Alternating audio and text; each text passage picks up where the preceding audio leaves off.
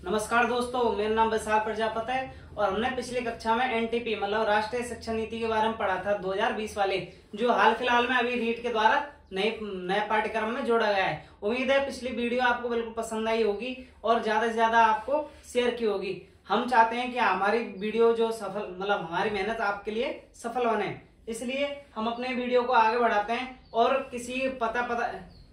और हमको पता पड़ा है, किसी ने कमेंट डाला है कि हमारी वीडियो क्या गलती से कोई मिस हो चुकी है, तो चौथे स्टेप से अपन देख लेते हैं जहां से मिस हुई बताई। ठीक है, मैंने भी चेक किया है तो वो चौथे से मिस हो गई है ना। तो लास्ट स्टेज चल रही थी उसमें से एकदम से कट गया है।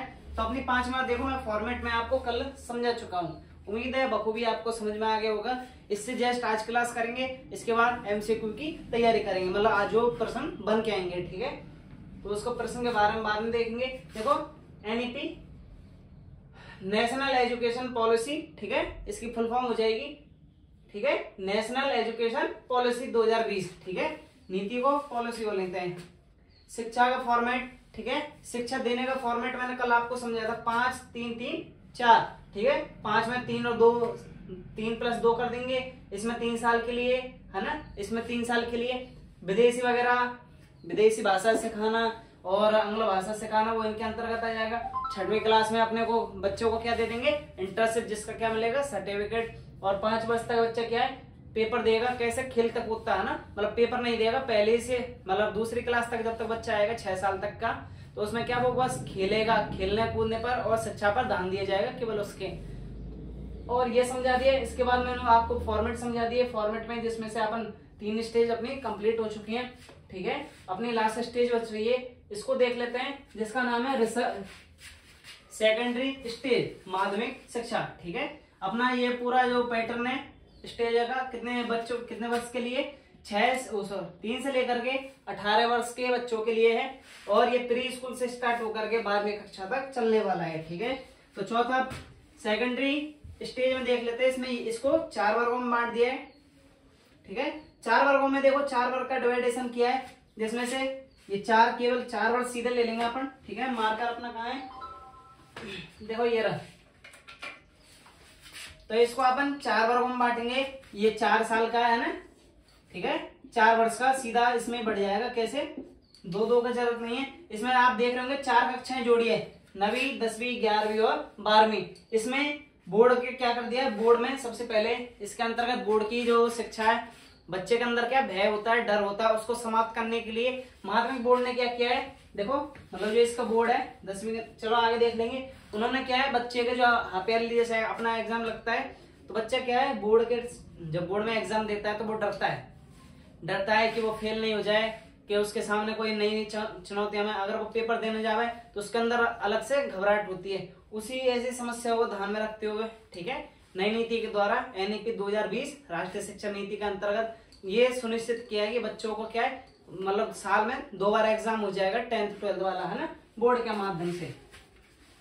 तो इसमें 4 कक्षाएं हो जाएंगी, बखूबी समझ में आ गया। ये जिसकी हो जाएगी 14 से 18। ठीक है, लास्ट इसमें क्या है, विदेशी भाषा को सिखाया जाएगा। विदेशी भाषा कल बताया था, चलो कोई बात नहीं, मिस हो गई है वो क्लास, है ना।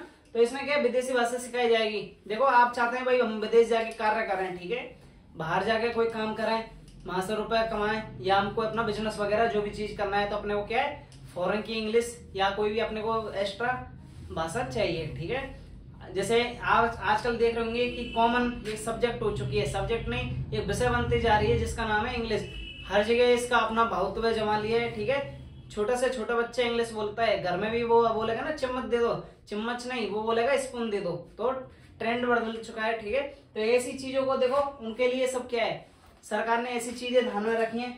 अब कोई बच्चा बाहर कार्य करना चाह रहा है, ठीक है, तो उसके लिए क्या है, वो चाहेगा जो भाषा सिखाई जाएगी। कोई चीन की भाषा सीखना चाहता है, चीनी सीख, ठीक है, कोई मलयालम सीखना, कोई फॉरेन की इंग्लिश सीखना चाहता है, इंग्लिश सीखो, कुछ भी, ठीक है, इसके अंतर्गत सिखाई जाएगी। देखो, ठीक है, विदेशी भाषा का प्रावधान इसके अंतर्गत कर दिया है। ठीक है, सेकेंडरी स्टेज के अंतर्गत 9वीं क्लास में क्या है, देखो अपन खुद है, ठीक है, प्रेजेंट की स्थिति क्या है, 9वीं क्लास का बच्चा इतना नहीं जानता, पर जो सब्जेक्ट लेता है वो जाकर 10वीं बोर्ड क्लियर करने के बाद 11 और 12, ठीक है, 11वीं 12वीं के अंतर्गत ही सब्जेक्ट का चयन करता है। जितना ध्यान है 11वीं क्लास से सब्जेक्ट ले लेगा, कोई मैथ में, बायो में, डिवाइडेशन, होता चला जाएगा। पर आपने एक चीज गौर करी होगी कि कोई बच्चा मान लो साइंस का है, ठीक है, उसका इंटरेस्ट आ रहा है किसमें, क्या बोलते हैं, जैसे कि आर्ट्स के कोई सब्जेक्ट है, जैसे मान लो एग्जांपल में ज्योग्राफी है, ठीक है, कोई बच्चा है साइंस का, वो फिजिक्स के साथ ज्योग्राफी पढ़ना चाहता है, वो पढ़ सकता है, नहीं पढ़ सकता प्रेजेंट। पर इस नीति के अनुसार उसको 2 भाषा सीखने का अधिकार मिल जाएगा 9वीं क्लास में।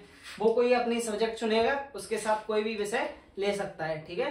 तो अब देखो बच्चे अलग अलग सब्जेक्ट चुन लेंगे। मान लो साइंस वाला बच्चा आर्ट्स के सब्जेक्ट चुन रहा है, आर्ट्स का हो सकता है बायोलॉजी चुन ले, ठीक है ना। तो उन सभी को क्या है, इनके लिए एक वो बना देंगे, क्या है, एक संस्था जो इनका एग्जाम कराएगी, ठीक है।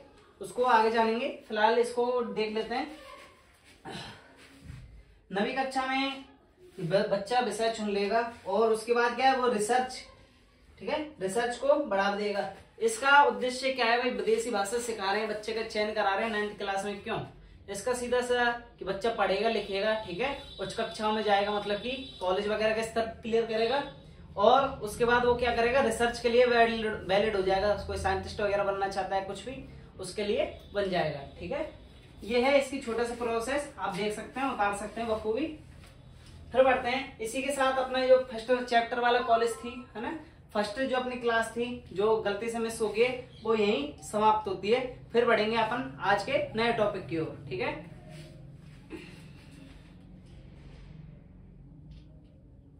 उम्मीद है आपको बखूबी समझ आ गई। अब मिटा देता हूं, ठीक है, ठीक है भाई। ये अपना कंप्लीट होता है स्ट्रक्चर इसका फर्स्ट वाला।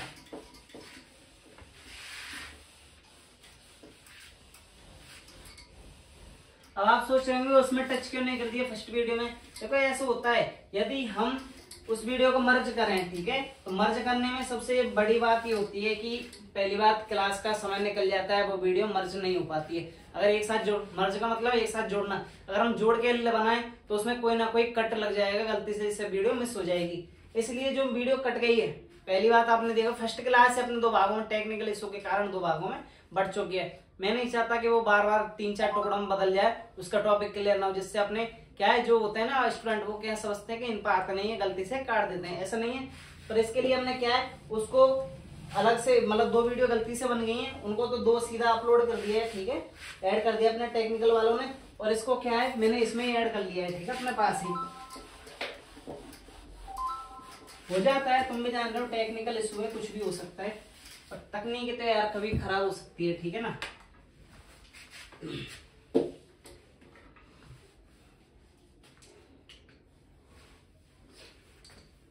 एनईपी के अंदर ही चल रहे हैं अपन, ठीक है।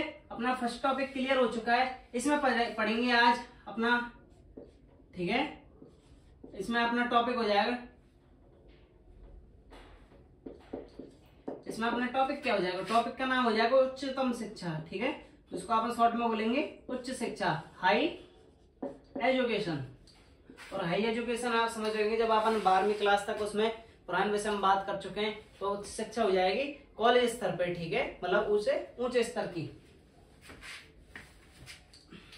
तो इसके अंतर्गत अपन सबसे पहले पढ़ने वाले हैं उच्चतम शिक्षा के अंतर्गत अपन क्या पढ़ेंगे, इसमें पढ़ेंगे मल्टीपल एंट्री एंड एक्सिट। देखो क्या होता है, बच्चा ऐसा होता है, जैसे कोई बच्चा ग्रेजुएशन कर रहा है, एग्जाम्पल आर्ट्स वाले बच्चे ले लो, ठीक है, उसमें क्या है, कोई बच्चा पहले तो कोई पढ़ने का मन करता है, ठीक है, किसी कारण से वो पढ़ा है, फर्स्ट ईयर किया है उसने, ठीक है, सेकंड ईयर, जैसे मान लो मिनिमम 3 साल का कोई ग्रेजुएशन पोस्ट है, ठीक है, उसको डिग्री वगैरह मिलेगा, उसमें क्या है, बच्चा 3 साल पढ़ेगा, जब जाके उसको डिप्लोमा वगैरह डिग्री मिलती है, ठीक है। अगर वो डिग्री मिल जाएगी उसके बाद वो वैलिड माना जाएगा। अगर मान लो किसी कारणवश बीच में वो पढ़ाई छोड़ देता है, बीच में मान लो जैसे कि फर्स्ट ईयर उसने क्लियर किया, सेकंड ईयर में कोई पढ़ना चाहता है, घर वालों ने रोक दिया, भाई खेत वगैरह काम संभाल ले, अपना संभाल, ठीक है, कोई बच्चा 2 साल पढ़ता है तो भी बेकार है, ठीक है, क्योंकि उसने पढ़ाई की है 2 साल तक, पर वो कहीं भी जाके ये नहीं बोल सकता भाई मैं 2 साल का अपना ग्रेजुएशन पोस्ट है, मतलब मैंने ग्रेजुएशन कर रखी है या मैंने 1 साल किया है, तो ऐसी चीज वो नहीं कर पाता, क्योंकि उसके पास पूरी क्या है, डिग्री नहीं है। भाई 3 साल ग्रेजुएशन कंप्लीट होगा जब तो होगा। पर इसको ऐसी कंडीशन को ध्यान में रखा है सरकार ने, इस नीति का अंतर्गत इस सब चीज को बदल दिया है।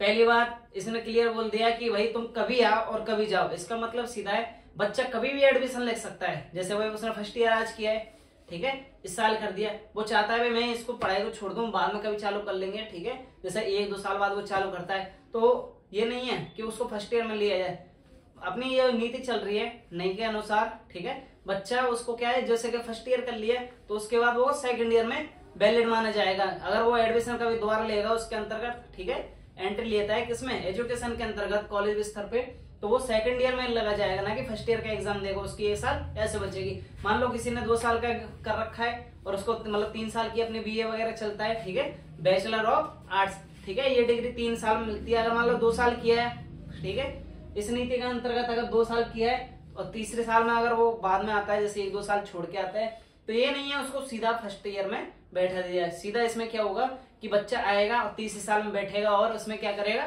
तीसरे साल को अपनी पढ़ाई को कंटिन्यू करके डिग्री वगैरह मिल जाएगी।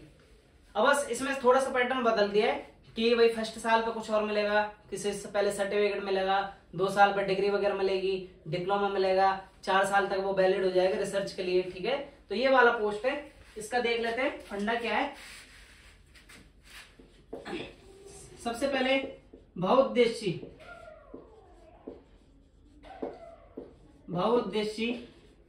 हिंदी में बोलते हैं इसको, ठीक है, निकासी व प्रवेश, ठीक है भाई, प्रणाली है इसका नाम है, ठीक है, ठीक है भाई। बहुउद्देशीय निकासी व, ठीक है, प्रवेश प्रणाली, इसका मतलब क्या है, जिसको आप अंग्रेजी में जानेंगे किस नाम से, मल्टीपल एग्जिट एंड एंट्री, ठीक है भाई, समझ गए ना। बिल्कुल छोटा बेसिक फंडा है। मल्टीपल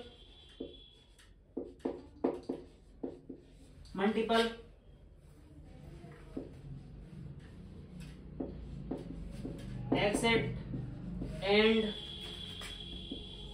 एंट्री, समझ गए ना, कि भाई कभी भी आओ कभी भी जाओ। कोई बच्चा अगर 1 साल पढ़ना चाहता तो 1 साल पढ़, छोड़ दे पढ़ाई, 2 साल पढ़ना चाहता है 2 साल पढ़ेगा तो हम उसके लिए डिग्री देंगे, ठीक है, डिप्लोमा देंगे, 3 साल में उसके लिए डिग्री देंगे और 4 साल जब पहुंच जाएगा, ठीक है, ग्रेजुएशन के बाद पोस्ट ग्रेजुएशन वगैरह करेगा तो 4 साल की कोई भी चीज करेगा तो उसके लिए क्या, वो रिसर्च के लिए वैलिड हो जाएगा, समझ गए ना। तो ये चीज इसके अंतर्गत आएगी, देख ले इसको। इसमें अपन क्या लिखते हैं, सीधा सा फॉर्मेट है, पहले, इससे पहले, ठीक है, नीति से पहले समय के अनुसार, देखो ये समझो आप, सीधी सी लैंग्वेज लिखते हैं, पहले समय के अनुसार यदि कोई छात्र, ठीक है भाई, छात्र शिक्षा को, मतलब पढ़ाई, ठीक है, शॉर्ट में लिख देता हूं, पढ़ाई को बीच में छोड़ देता है तो वह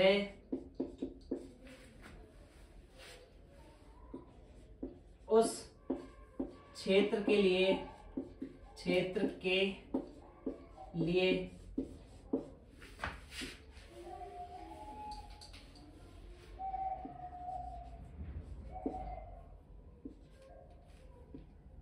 अनपढ़, उस क्षेत्र के लिए अनपढ़ के समान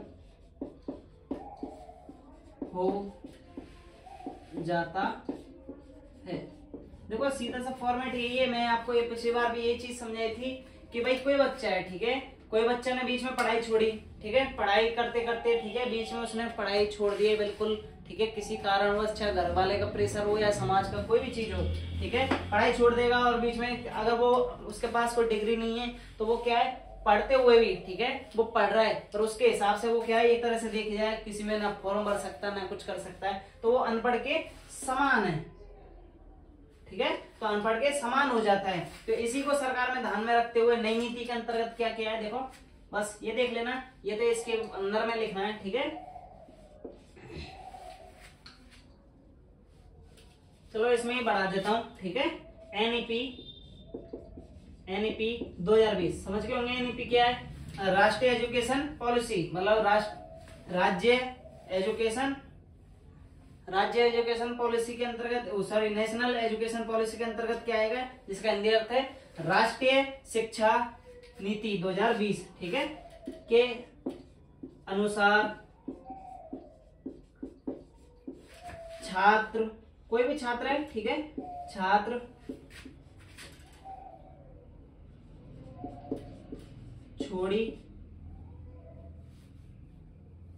छोड़ी गई पढ़ाई को पुनः वहीं से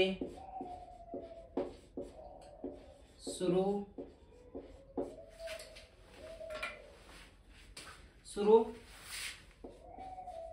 कर सकता है।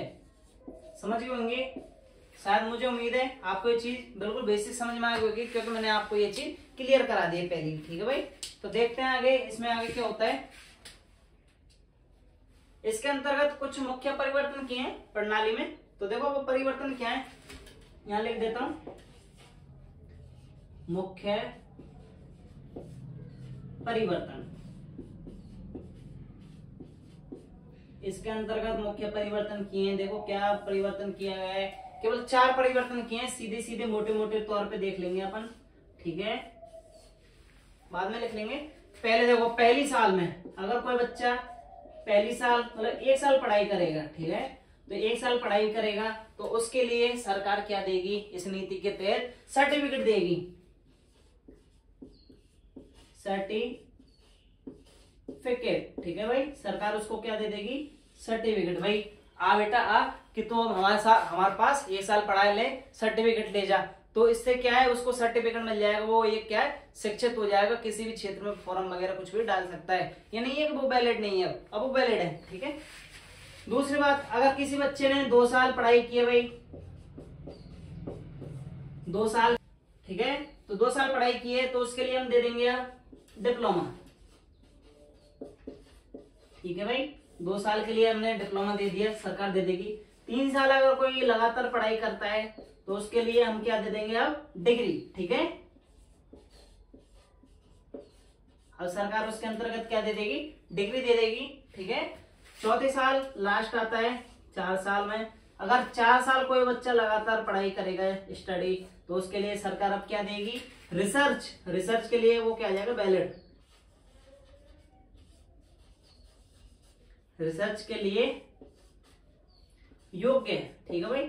अब वो क्या है, रिसर्च कर सकता है किसी भी क्षेत्र में जाके, बखूबी समझ में आ गया होगा, बिल्कुल शॉर्ट में जितने इजी से इजी हो और नई तरीके आसानी से आप समझ जाएं नए तरीके को, वो बेस्ट है। इसलिए मैंने आपको बड़ी मेहनत से ये ढूंढा है। देखो 1 साल में अगर बच्चा स्टडी करेगा सरकार सर्टिफिकेट देगी, 2 साल का करता है डिप्लोमा दे दिया जाएगा, 3 साल करेगा स्टडी लगातार तो डिग्री प्राप्त हो जाएगी उस बच्चे को, ठीक है।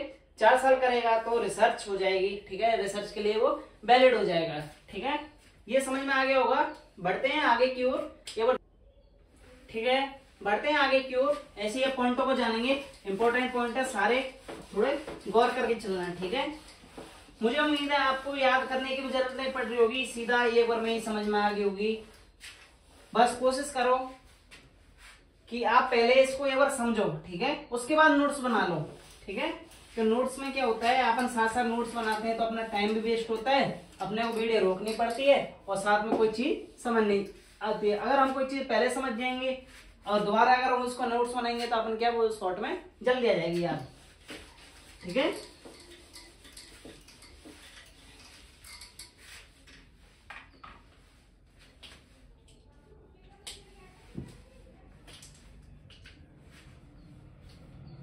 ठीक है भाई, अगला आता है नंबर 2 का,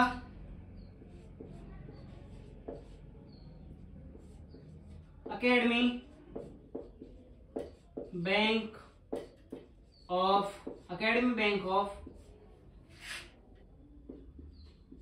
क्रेडिट, ठीक है भाई, बैंक ऑफ क्रेडिट। इसका मतलब क्या है, सरकार बच्चों के लिए एक ऐसी बैंक खोलेगी। भाई बैंक का मतलब बखूबी समझ आ रहा होगा बैंक क्या है, पर ये क्या फंडा है इसका नई नीति में वो मैं समझाता हूँ। इसका सीधे सीधे सा बात ये है कि बच्चा क्या होता है, देखो कोई बच्चा यूपी से अपनी कोई एजुकेशन करता है, ठीक है, तो सरकारी में अगर आप देखें सरकारी में पढ़ने वाला छात्र, ठीक है, कोई का एडमिशन सरकारी में चल रहा है, प्राइवेट में पढ़ रहा है, प्राइवेट में ना सारे लाभ सरकारी में ले जा रहा है। देखते होंगे लैपटॉप वगैरह लड़कियां ले जा रही हैं और प्राइवेट में पढ़ रही हैं, है ना। तो ये सब क्या है, ऐसे ज्यादातर होता है। उन्हीं चीजों को रोकने के लिए सरकार ने क्या है, सीधा सा फॉर्मेट बना दिया है, एजुकेशन क्या बोलते हैं, क्रेडिट बैंक ऑफ,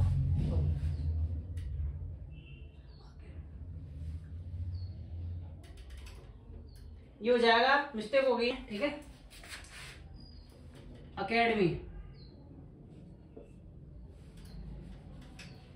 इसको सही कर लेना, ये हो जाएगी अकेडमी, अकेडमी, ठीक है, अकेडमी बैंक ऑफ क्रेडिट। इसका मतलब कि जो छात्र है उसके सारे अंक तालिका को, मतलब जितने भी अंक वगैरह जहां से प्राप्त करेगा उसको ऑनलाइन छड़ाया जाएगा, जिसके कारण छात्र किसी दूसरी जगह पे नहीं पढ़ सकता, मतलब एक जगह पर 2 बार कार्य नहीं कर सकता है। सीधी सीधी बात है, कोई बच्चा प्राइवेट में पढ़ रहा है तो उसका क्लियर बोल जाएगा, देखो अपर आईडी चल रही है, आपको शायद नॉलेज हो, नहीं हो तो कोई बात नहीं है। अगर मान लो कोई बच्चा प्राइवेट में पढ़ रहा है, वो सरकारी में पढ़ रहा है और प्राइवेट में जाके ये ले रहा है, तो सबसे पहले अब सरकार ने क्या अपर आईडी बना चालू कर दिया है, देख लेना यूट्यूब वगैरह करके, अगर आपको विश्वास नहीं है तो अपर आईडी बनने के कारण कोई बच्चे का दूसरी जगह एडमिशन नहीं हो सकता है। पहले सरकारी नाम कटाओ, उसके बाद एडमिशन, तो ये अपर, ऐसा ही इसमें कर दिया है कि अब बच्चों को क्या है, अंकों को एक जगह रख लेंगे। कोई बच्चा यूपी से पढ़ रहा है, कहीं से पढ़ रहा है, तो कोई दूसरी एक साथ 2 जगह ना करे, है ना, कार्य नहीं कर सकता है। इसलिए उसको क्या है, जितने भी अंक है, ठीक है, उसके कौशल के आधार पर मिलेंगे, उनको ऑनलाइन छड़ा दिया जाएगा, जो बैंक बोलेंगे, है ना, credit, academy bank of credit बोलेंगे। इसमें छात्रों द्वारा, छात्रों के प्रदर्शन के द्वारा प्राप्तांक, जो बच्चा प्राप्तांक मतलब अंक को प्राप्त करेगा, ठीक है, उनको इस ऐप, ठीक है, इस ऐप में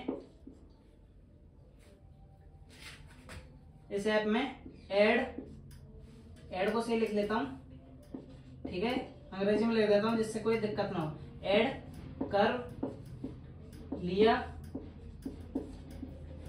जाएगा, ठीक है। अंक, कोई बच्चा कैसा अपने कौशल प्रदर्शन करता है, प्रदर्शन मतलब पेपर में अच्छे तरह इसका नंबर लाएगा, ठीक है, प्राप्तांक प्राप्त करेगा, जो एकेडमी बैंक ऑफ क्रेडिट है इसके अंदर जितने भी अंक है, तालिका वगैरह जितने भी प्राप्त करेगा वो सारे अंकों को इस बैंक में जमा कर लेगी सरकार। कोई बच्चा को ये नहीं है, मान लो आज हम चले गए अजमेर, ठीक है, किसी कारण से कोई मिस्टेक पड़ती है अपने, ठीक है, डॉक्यूमेंट्स में, हम चले गए अजमेर, या हम कोई और फॉर्म भरवाने चले गए, हम गलती से मान लो आधार कार्ड भूल गए या कोई 10वीं मार्कशीट भूल गए, बेसिक डिटेल है, आधारभूत है, ठीक है, सबसे पहले ये चाहिए एग्जाम्पल में, ठीक है, कोई फॉर्म भरना है, अगर ये चीज भूल जाते हैं तो आपको सबसे पहले आना पड़ेगा घर। अगर मान लो कोई बच्चा बहुत दूर का है, जब क्या करेंगे, 10-12 किलोमीटर दूर आ रहा है फॉर्म भरने, तो उसके लिए क्या है, उसने क्या है, जितने भी ऑनलाइन प्रदर्शन है, ठीक है, जितने भी मार्कशीट वगैरह है, उन सबको क्या कर दिया जाएगा, ऑनलाइन छड़ा लिया जाएगा, बच्चा सीधे फोन में खोल के दिखा देगा, ठीक है, इसका ये सुविधा है।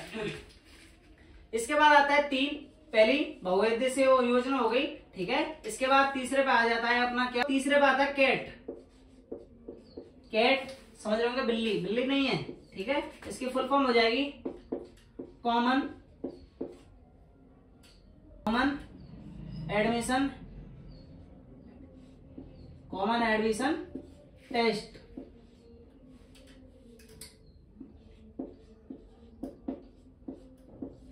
इसमें क्या होता है कि बच्चा एडमिशन करता है, मान लो आपने देखा होगा कोई भी बच्चा कहीं जगह एडमिशन लेना है, सबसे पहले उसका टेस्ट लिया जाता है। कोई बच्चा मान लो कोई बड़े, भाई हाई स्कूल की बात कर रहे हैं अपन, ठीक है, उच्चतम शिक्षा है, ठीक है, थोड़ा ध्यान रखना, अपन स्कूलों की बात कर, बड़े बड़े कॉलेजों की बात कर रहे हैं। कोई बच्चे का एडमिशन लेना है, मान लो कोई में नर्सिंग वगैरह में लिया है या कोई भी क्षेत्र में एडमिशन ले लिया है, तो उसका क्या किया जाता है, आपने गौर किया होगा, सबसे पहले उसका एग्जाम्पल कॉमन टेस्ट कराया जाता है, उसके बाद उसका एडमिशन लिया जाता है। तो सरकार ने ये चीज, और फिर मान लो कोई दूसरी सरकार दूसरी कोई संस्था में जाएगा, फिर उसका टेस्ट लिया जाएगा।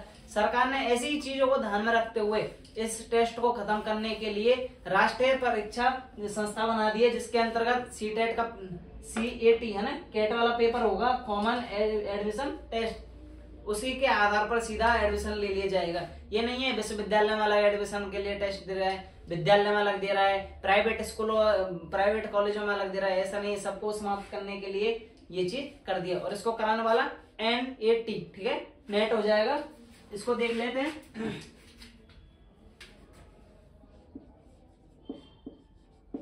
एडमिशन परीक्षा को बार बार ना देना पड़े, ठीक है, किसी भी छात्र को बार बार ये परीक्षा ना देना पड़े। इसके लिए सरकार क्या करेगी? NTA, इसके लिए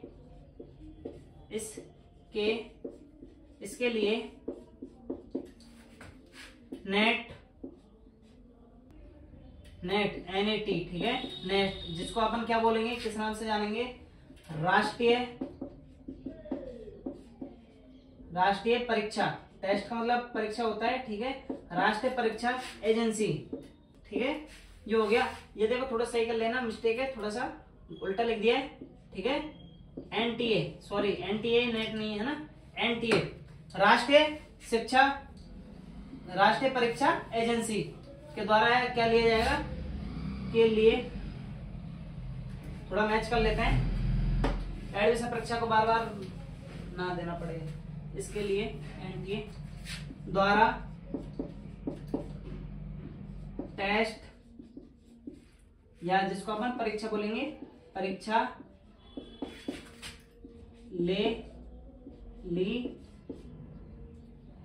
ले ली जाएगी।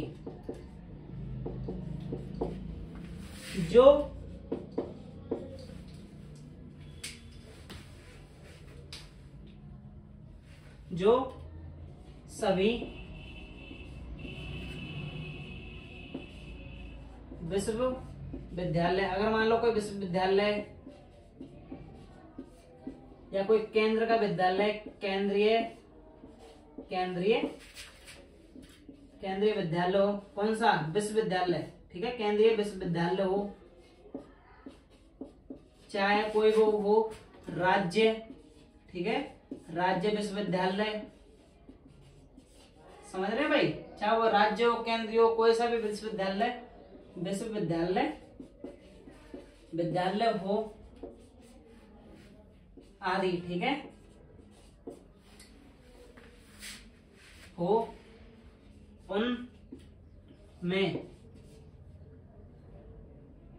उनमें परीक्षा ना ली जाए, ठीक है, प्रवेश परीक्षा, ठीक है, उनमें प्रवेश परीक्षा ना परीक्षा ना लेकर क्या कर दी जाएगी, ये वैलिड कर दी जाएगी, परीक्षा ना लेकर NTA, ठीक है, NTA को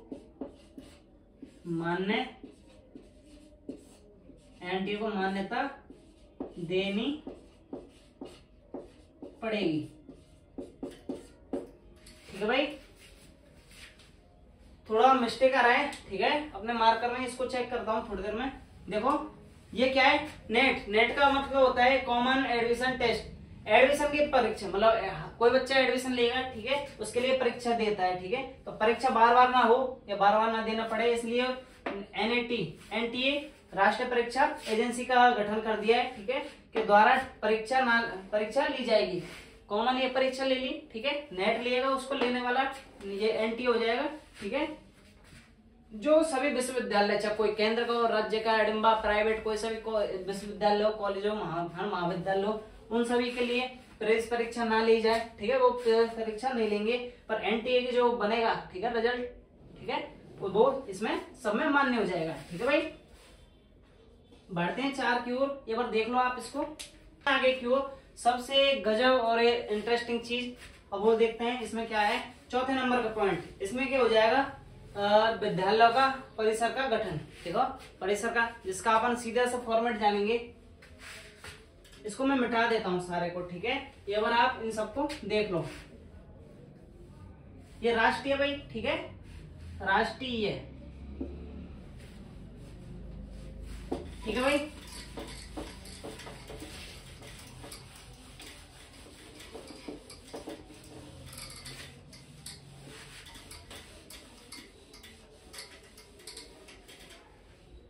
चलो शुरू करते हैं हम।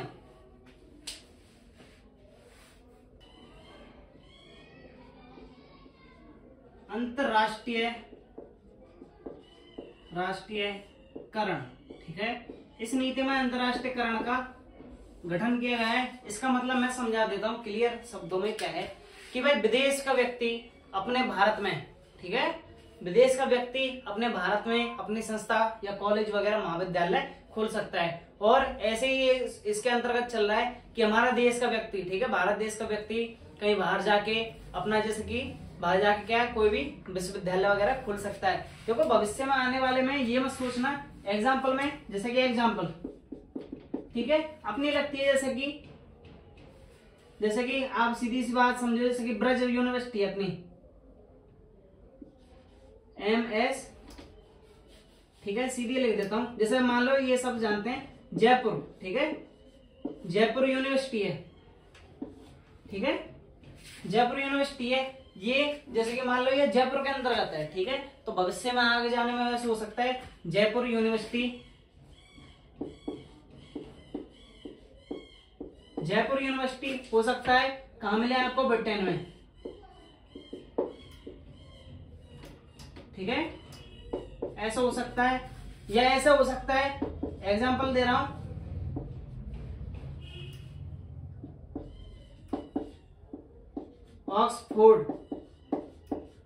ऑक्सफोर्ड यूनिवर्सिटी, मान लो ऑक्सफोर्ड की जो महाविद्यालय यूनिवर्सिटी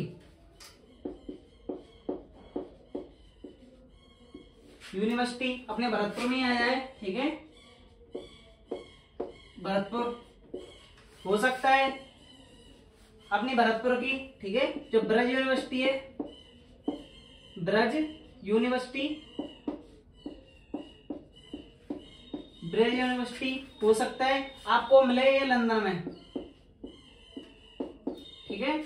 तो बस ये मत सोच लेना कि ऐसा नहीं हो सकता है, कहीं गलती से आप घूमने चले जाएं, लंदन पहुंच जाएं और पता पड़े कि अपना भरतपुर इतना आगे पहुंच गया कि भैया लंदन में आगे पहले जम गया है, ठीक है, उन्होंने अपनी क्या संस्था खोल ली है। तो भैया वहां तो माहौल बिगड़ना ही है, आप सबको पता है, या भरतपुर पहुंच गया है तो आगे। और ऐसे ही बाहर की यूनिवर्सिटी अपने भारत के साथ एकीकरण करेगी, जिसके कारण वो अपनी जगह पे वो खोलेगी कॉलेजों को। बखूबी उदाहरण से समझ में आगे होगा, बिठाते हैं और इसकी थोड़ी डिटेल के बारे में जान लेते हैं क्या मैटर है इसमें। देखो नंबर 1, भारत की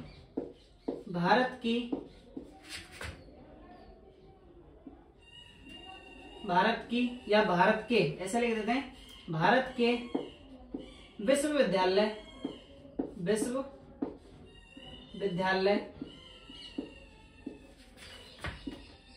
आगामी समय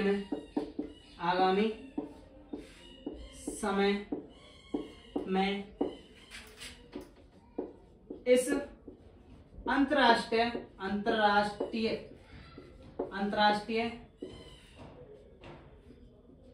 शिक्षा प्रणाली के माध्यम से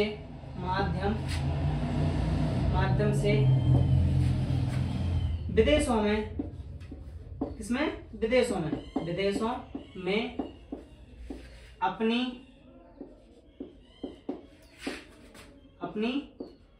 संस्था, ठीक है, संस्था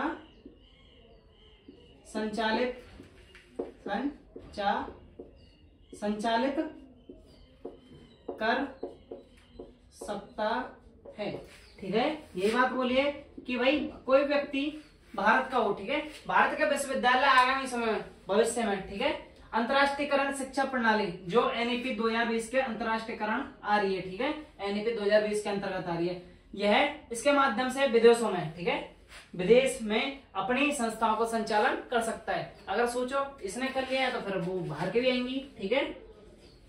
देखो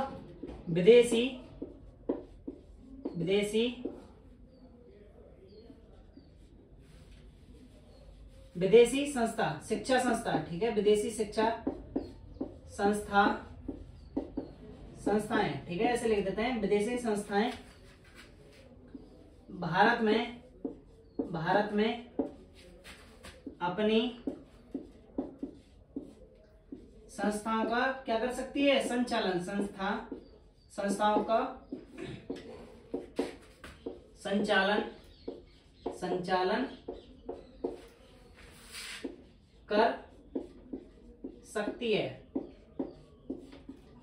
ठीक है, दोनों चीज मैंने बिल्कुल क्लियर कर दी है, पर थोड़ा सा मैटर है इसमें क्या है, एक प्रॉब्लम है भाई। मान लो जैसे पाकिस्तान है, ठीक है, तो पाकिस्तान चाहता है भाई मेरी यूनिवर्सिटी किस में पहुंच जाए, भारत के अंदर तो पहुंच जाए। ठीक है, भारत के अंदर मैं खोल लूं, अंतरराष्ट्रीयकरण कर लूं उसके साथ, और वहां जाके मैं बम फटाके बनाने लग जाऊं, ये छोटे मोटे नहीं, बम बनाने लग जाऊं, बारूद बनाने लग जाऊं, और जिससे क्या पूरा देश उड़ा दूं, ऐसा हो सकता है? तो नहीं, ऐसी चीज नहीं होगी। इसमें भी एक प्रावधान दे दिया है कि विदेशी संस्थाएं कौन सी होंगी, ठीक है, जो भारत के अंदर खोलेंगी। ऐसा थोड़ी है कि चुन चुन के भेजेंगे, ऐसा नहीं है। तो इसमें क्या है,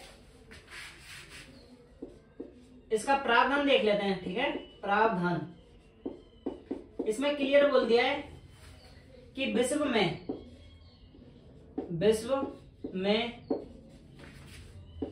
वह विश्वविद्यालय या शिक्षा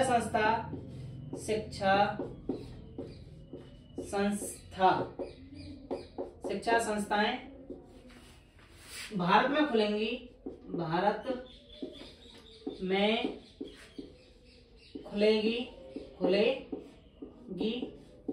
जो विश्व स्तर में, ठीक है भाई, विश्व स्तर पर 100% टॉप, ठीक है, टॉप जिसको अपन बोलेंगे उच्च शिक्षा संस्थाओं में आता है, उच्च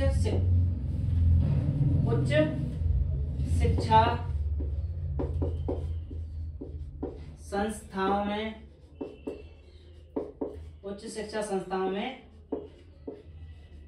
आता है। ठीक है भाई, ये विश्वविद्यालय मतलब इसका क्या बोलते हैं, अब अंतरराष्ट्रीय का सीधा प्रावधान है कि जो विश्व में सबसे मतलब 100 कॉलेज हो, ठीक है, 100% नहीं, 100 कॉलेज हैं, ठीक है, ये 100%, ठीक है, 100% टॉप, ठीक है, इसको परसेंट बना लेना ढंग से, ठीक है, 100% टॉप शिक्षा पे आते हैं वो ही भारत में प्रवेश लेंगे। और तुमको पता है पाकिस्तान की यूनिवर्सिटी कोई ऐसी नहीं है, कोई सी भी यूनिवर्सिटी ऐसी नहीं है जो 100 में विश्वविद्यालय पूरे विश्व के क्षेत्र पर टॉप में आती है, वो तो दूर दूर तक नहीं मिलती है। ठीक है ना, बढ़ते हैं आगे की ओर, एक बार कंफर्म कर लो फिर बढ़ते हैं आगे, देख लो एक बार।